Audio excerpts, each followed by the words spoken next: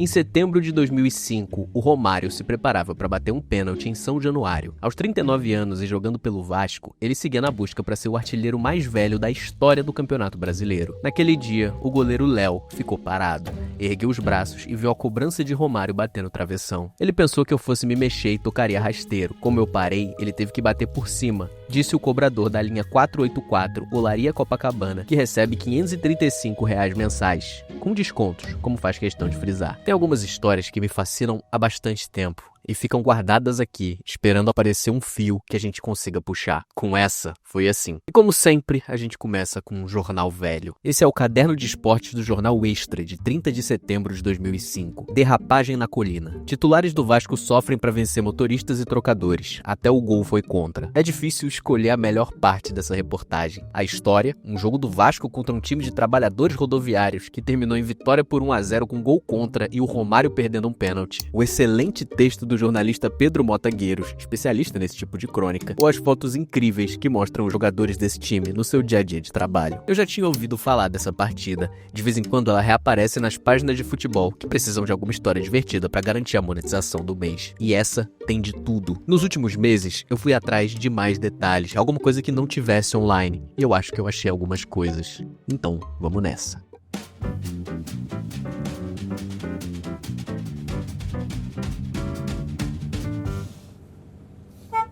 Hoje em dia, a minha vida é ir atrás dessas histórias que se perdem no tempo. Por exemplo, na semana passada, eu fui até Macapá para gravar uma reportagem para o Esporte Espetacular sobre o Zerão, o estádio que foi construído em cima da linha do Equador. Se você entende alguma coisa sobre geografia, você sabe que a linha do Equador é um lugar muito quente. Esse aí sou eu, suando igual tampa de marmita. Uma coisa que me salvou nessas gravações foi a camisa que eu escolhi usar no vídeo. Obviamente, da Insider, os grandes parceiros aqui do canal. Foram 3 dias de gravação no calor mais abafado do mundo e no final, ainda dava para sobreviver sem cheiro. Para você que tem curiosidade e quer conhecer as roupas da Insider, a hora é boa. Estamos no pré-Black Friday e o site está cheio de desconto. Esses descontos podem se somar ao meu cupom, o Por Onde Andrei, e chegar juntos até quase 50%. É só escanear esse belíssimo QR Code que eu coloquei no canto da sua tela ou clicar no link que tá ali em cima da descrição. Os dois te levam direto pro site já com o meu cupom de desconto aplicado. A Black Friday tá chegando, mas os descontos já estão lá no site. Obrigado demais ao pessoal da Insider, tamo junto como sempre. Uma boa forma de começar uma pesquisa como essa é ir atrás dos jornalistas que foram testemunhas oculares. O Pedro Mota Gueiros fez essa reportagem porque ele cobriu o Vasco nessa época. A gente foi fazer, naquele dia, naturalmente, o treino do Vasco. E a gente tinha acesso à rotina do futebol do clube. A gente entrava na hora, antes do treino, o porteiro abria a porta e a gente ficava ali em volta do campo a tarde toda, naquela hora de resenha e lutando pra achar uma história, cara. E aí, nesse dia, falou, pô, é o time do Rodoviário, o Breda, aí a gente podia chegar nos caras, né? Quem jogou aonde? Então, aí vai de um pro outro, assim, e cada um achava a sua, né? 2005 não era um ano incrível pro Vasco. Em julho, o time era apontado como um dos piores da história. Tava na zona de rebaixamento após 11 rodadas. É a primeira vez que um time grande do Rio sofre 7 gols em uma partida de campeonato brasileiro. Tinha ficado fora de uma final do estadual pela primeira vez desde 1995, excluindo 2002, quando os grandes clubes atuaram com reservas. A crise, a cada dia, se aprofunda ainda mais em São Januário. E tinha sido eliminado da Copa do Brasil pelo Baraunas, num jogo muito lembrado por rivais que querem sacanear algum vascaíno. A galera tem que protestar mesmo, tem que me xingar todo mundo. A gente não jogou nenhuma, desculpa até. O que aconteceu aqui foi uma vergonha, a torcida veio para incentivar e a gente faz isso aí. A torcida tem mais que gritar, que xingar mesmo, a gente tem razão. Em setembro, na época do amistoso, o Vasco já não estava mais na zona, mas a fase não era confortável. Eles não venciam há 3 jogos e o ataque não marcava um gol há 217 minutos. Uma situação tão complicada que fez até o Romário decidir despertar para a nova realidade, participar de todos os treinos da semana e correr em volta do campo pesado num ritmo impressionante. Era nesse contexto que o time do técnico Renato Gaúcho se preparava para um jogo-treino em São Januário contra um time de uma empresa rodoviária. Chegou a hora de falar de um universo fascinante, o dos busólogos. É o pessoal que tem como hobby saber tudo sobre ônibus. De vez em quando, a TV aberta fala sobre eles. E a turma faz a festa, registra cada ônibus que passa. É legal, né? Pra quem gosta. Eu me identifico um pouco com o mundo da busologia, porque no fundo é uma galera que gosta muito de uma coisa e vai muito fundo nisso. tipo esse canal. É nos grupos de busologia que a gente encontra muitas informações sobre uma empresa chamada Viação Breda. A Breda foi uma das empresas mais importantes do transporte viário do Rio de Janeiro. Se você é carioca, provavelmente já viu esse ônibus deles. Eles chegaram a ser pioneiros, instalando orelhões na linha 485, que ia da Penha até Ipanema. Em 2004, a linha 485 Penha General Osório saiu nos jornais porque era alvo de uma comunidade no Orkut com 1.600 pessoas que odiavam esses ônibus, por causa de veículos caindo aos pedaços e motoristas insanos e muitas vezes suicidas. A força da Breda no transporte se traduzia nos campos de pelada do Rio de Janeiro. O time deles era um dos mais fortes dos campeonatos de rodoviários e frequentemente levantava títulos. Em 2005, eles participaram de um campeonato de pelada importante, organizado pelo Jornal Extra e patrocinado pela empresa TIM. E 2 dias depois daquela partida contra o Vasco, eles acabaram eliminados desse torneio. Por causa do hype momentâneo, a notícia da eliminação foi parar no jornal. E foi isso que me ajudou a desenrolar essa história. Após a fama, o desastre. Time de rodoviários que fez jogo duro contra o Vasco cai diante dos Galácticos. A parte de baixo dessa página tem um box com a história do Marquinho, o craque do time que tinha se machucado no jogo. Com experiência internacional, Marquinho, de 37 anos, carrega em sua carteira o cartão de telefone feito em homenagem a ele em 1997, quando foi artilheiro da Liga de Singapura pelo Tampines Rovers. Já tive uma boa fase e fui ídolo no exterior, mas não acompanhava o crescimento dos meus filhos. Depois de conseguir uma vaga no Breda, uni o útil ao agradável e quero continuar a fazer meus gols. Em 1996, o futebol de Singapura decidiu se profissionalizar. Foi o ano de fundação da S-League, que atraiu alguns estrangeiros para lá. The route is there now for young Singaporeans to have a career as a professional footballer and playing alongside some of the very good foreigners we've got. So in 5 years' time, I don't see Singapore beating Brazil. You must be realistic.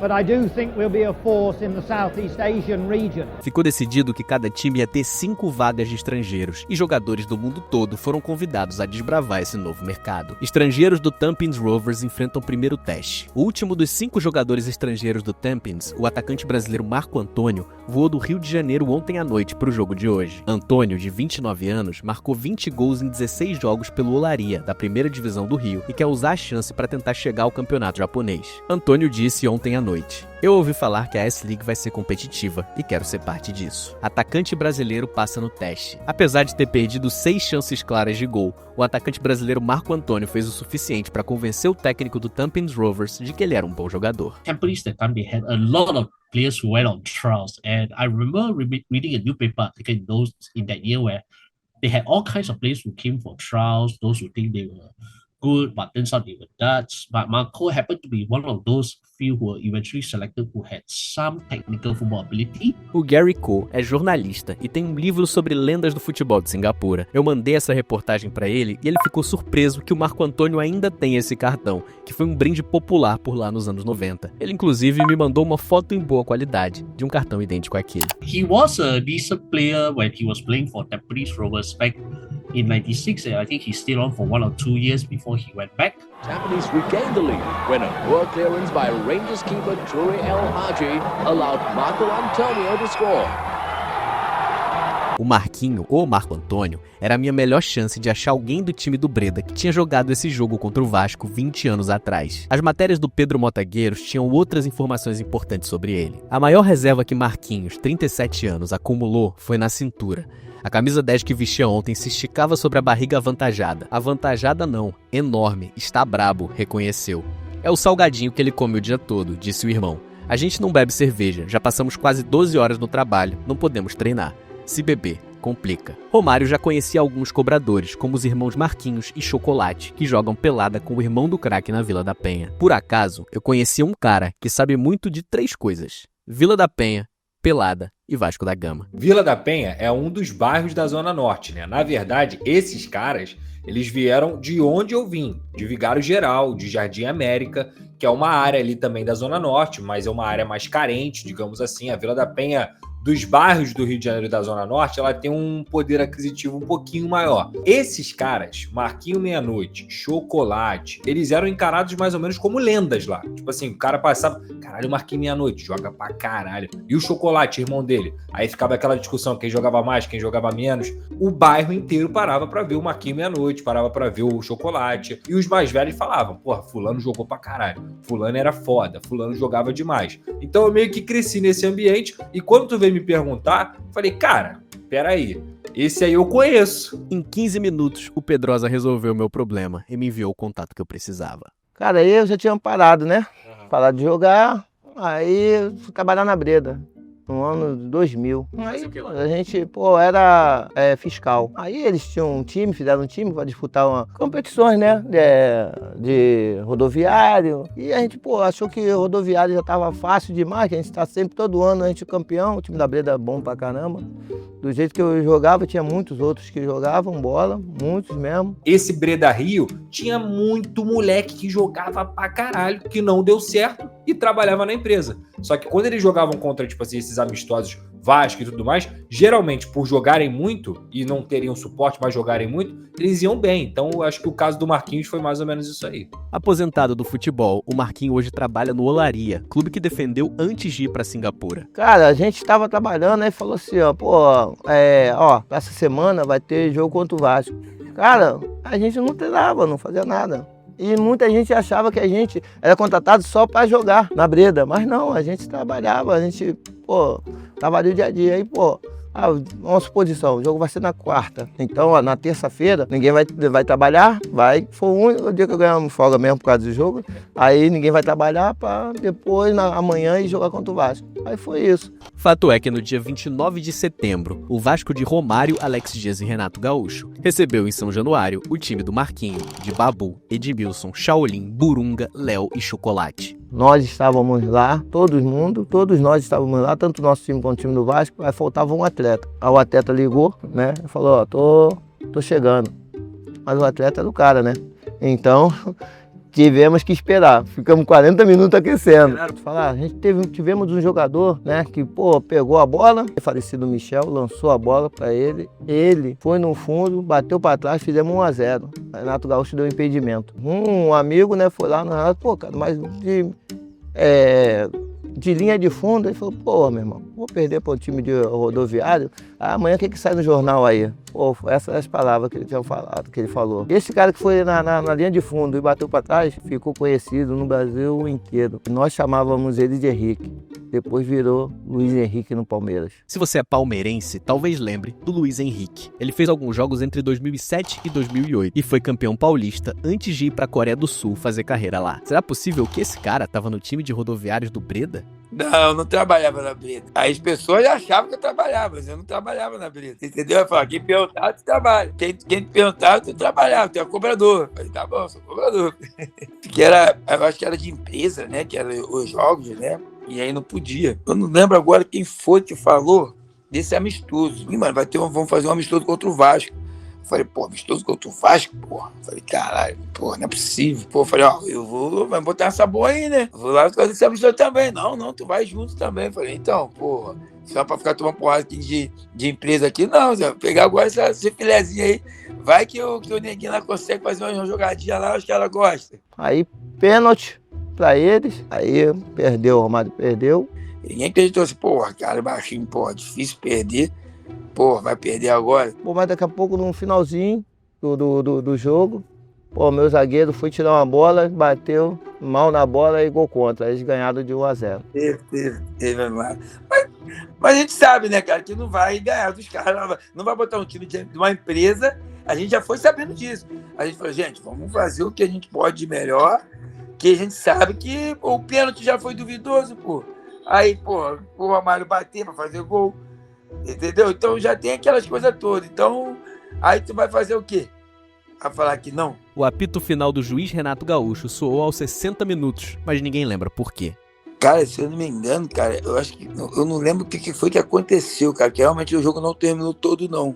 Eu lembro que eu realmente parou com um tempo bem antes, porque teve alguma confusão, mas eu não lembro qual a confusão. Não sei se foi alguém que nós chegaram, eu não lembro. Não sei se estava muito quente. Essas fotos incríveis, inclusive com o goleiro Leonardo sendo jogado pra cima pelos companheiros na frente de um ônibus da Breda, foram feitas pelo fotógrafo do jornal o Globo, o Jorge William. Ele disse que lembra algumas coisas sobre elas, que o Vasco sofreu pra vencer e que muitos ficaram perplexos com a qualidade dos motoristas e trocadores. Ele disse ainda que essas fotos do pessoal uniformizado dentro do ônibus foram feitas depois do jogo. Só não lembra se foi na garagem da Breda ou na saída do estádio. O jogo duro contra um time como o Vasco criou um pequeno hype do time da Breda nos campeonatos campeonatos de pelada do Rio. Por alguns instantes, eles viraram o time a ser batido. Tem um depoimento engraçado num post de uma página do Facebook sobre o caso. Lembra que jogamos contra esse mesmo time da Breda, ganhamos de 3-0 lá em Honório Gurgel? Dizíamos que se tivesse sido nosso time contra o Vasco, teríamos aplicado uma goleada. Verdade, lembro sim. Os caras cheios de soberba e sacudimos eles. Nosso time era bom demais, cara. Parece que foi uma seleção. Pegou a dedo. Pô, o time era muito bom, cara. Muito bom mesmo. Desde do goleiro até lá na frente, o time era bom. Eu acho que só não fui mais além porque Deus não quis. E se Ele não quer, não adianta. Porque eu nunca fui de dizer a ninguém que eu jogo bola. Ah, não, eu jogo bola, eu faço isso, eu faço aquilo. Não. Eu acho que quem joga, deixa o que os outros fazem por nós. E é engraçado que pô, tu me lembrou, falei, caraca, rapaz, o cara pegou um bagulho lá, falei, meu Deus. Cara, obrigado mesmo, cara, por essa lembrança aí, pô, a lembrança muito boa. Acabei. Se você gostou desse vídeo, eu te peço encarecidamente que você deixe o seu like e se inscreva no canal. Eu não sei se você reparou, mas a gente chegou nos sonhados 100 mil inscritos, um número que eu nem achava que era possível, então desde já, muito obrigado. Verifica se você está inscrito ou não, porque a gente chegou a 100, mas agora o céu é o limite. Então, quanto mais melhor, e mais inscritos ajudam esse canal a se manter vivo. Talvez faça sentido também você me seguir nas minhas redes sociais. Eu estou deixando o meu @ na tela, que é o mesmo para Instagram, Twitter e TikTok. E lá eu publico histórias como essa, só que mais curtinhas e na vertical. E já que você está aqui, com todo respeito, nada te impede de continuar assistindo os outros vídeos desse canal que são parecidos com esse e eu tenho certeza que você vai gostar. Eu vou deixar aqui no canto o último que subiu antes desse, que é uma volta ao passado, uma retrospectiva para lembrar a passagem do Edmundo pela Fiorentina em 1998, cheia de armações e trapalhadas. Clica aí que você vai gostar com certeza. Fica aí, me ajuda, dá essa moral. Valeu.